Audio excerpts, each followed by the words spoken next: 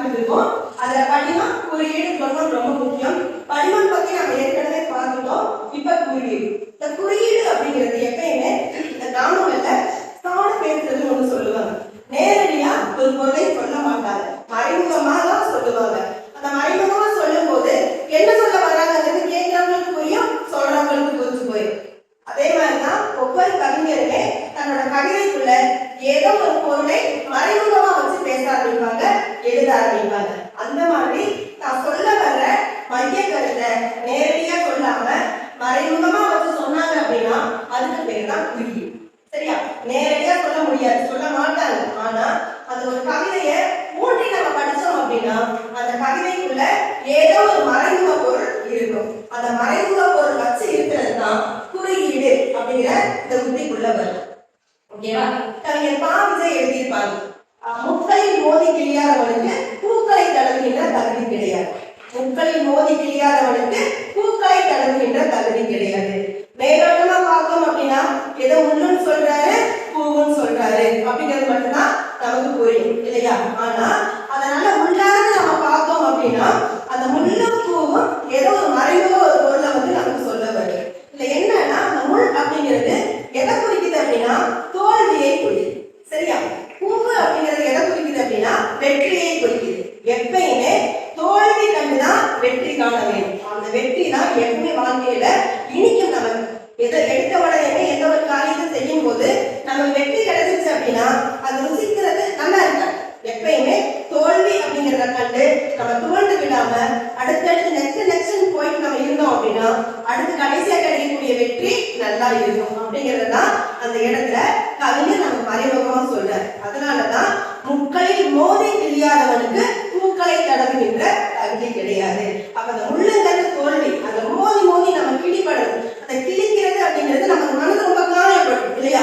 ஆனா அடுத்தது ஏந்திரிக்கணும். எப்பயும் முடங்கி போய் ஒரு மூலையில உட்காந்துடக்கூடாது அப்படிங்கிறது தான் கவிஞர் இடத்துல சொல்றாரு. நாம விழுந்தால் ஒரு எட்டு வந்து பார்க்காதவன் நாம் எழுந்தால் எட்டி கூட பார்க்க மாட்டோம். அதையும் சொல்லுவார். எப்பயும் நம்ம தோல்வியை பார்த்து மூளையில அடங்கி போய் உட்காந்துடக்கூடாது. அதே மாதிரி பூக்களை தடவுகின்ற தகுதி எப்ப கிடைக்கும்? தோல்வியை கண்டு துவளாம அடுத்தது நம்ம எடுக்கும் போது மட்டும்தான் நமக்கு கிடைக்கும். அதனாலதான் கவிஞர் அந்த இடத்துல வெற்றிக்கு பூவையும் தோல்விக்கு முள்ளையும் மறைமுகமா வச்சு நமக்கு அந்த இடத்துல சொல்றாரு. குறியீடுங்கிற உத்தி நமக்கு ரொம்ப முக்கியம். அதே மாதிரி நம்மளோட பாடப்பகுதியில் இருக்கக்கூடிய கவிதையில அதே தூர் அப்படிங்கிற கவிதையில கடைசியில நமக்கு வரும். அதுல என்ன அப்படின்னா இன்றும் கூட அம்மா கதவுகளுக்கு பின்னால் இருந்துதான் பேசுகிறார். கடைசி வரை அப்பா தன் மனதை தூர் வரவே இல்லை. இந்த வரிகள் உங்களுக்கு கடைசியா தெரிஞ்சிருக்கும். நான் நடக்கும் போதே உங்களுக்கு சொல்லியிருப்பேன். நானு கடைசியா இன்னைக்கு அம்மா கதவுக்கு பின்னாடி இருந்துதான் பேசுறாங்க, அப்பா மட்டும் தன் மனதை தூர் வரவே இல்லை. இதுல மறைமுக பொருள் என்ன அப்படின்னா கிணத்த தூர் வாரிட்டாரு, கிணத்த சுத்தம் பண்ணிட்டாரு, எல்லா பொருளையும் எடுத்து வச்சிட்டாரு. ஆனா தன்னோட மனதை மட்டும் தூர் வரல. அம்மா இங்க கதவுக்கு பின்னாடி தான் பேசுறாங்க அப்படிங்கிறது எதை குறிக்குது அப்படின்னா ஒரு ஆணாதிக்க சிந்தனையை குறிக்குது. எப்பயுமே ஆணும் பெண்ணும் சமம் அப்படிங்கிற ஒரு கருத்து தான் நிலவிக்கிட்டு இருக்கு. ஆனா நடைமுறைப்படுத்துறது இன்னைக்குமே சிக்கலா தான் போய்கிட்டு இருக்கு. குறிப்பா கணவன் அப்படிங்கிற அந்த பாத்திரமா ஒரு ஆண் மாறும் போது அந்த மனைவிக்கு சம உரிமை தரது கிடையாது.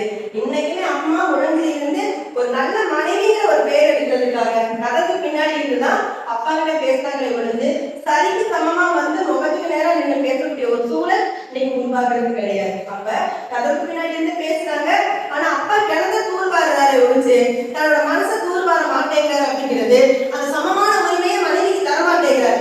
ஆண் அப்படிங்கிற கர்வம் என்னைக்குமே அந்த அப்பாவுக்கு இருந்துகிட்டே இருக்குது. சோ அந்த ஆணாதிக்க சிந்தனை இன்னைக்குமே அவங்களோட மனசை விட்டு போகல அப்படிங்கிறதுதான் இந்த இடத்துல மறைமுகமா சொல்ல வர்றாங்க. இதுல எடுத்ததையுமே ஒரு ஆணுக்கான ஆணாதிக்க சிந்தனை இப்படி எல்லாம் இருக்குன்னு சொல்லிட்டு கவிஞர் நேரடியா சொல்லவே இல்லை. எந்த இடத்துலயுமே நேரடியா குறிப்பிடவே கிடையாது. அப்ப மறைமுகமா தான் சொல்றாரு, மனசை தூர்வாரவில்லை அப்படிங்கிறத மறைமுகமா சொல்றது என்ன நமக்கு புரியுது அப்படின்னா ஆணாதிக்க சிந்தனையை தன்னோட மனசுல இருந்து அவர் எடுக்கவே இல்லை.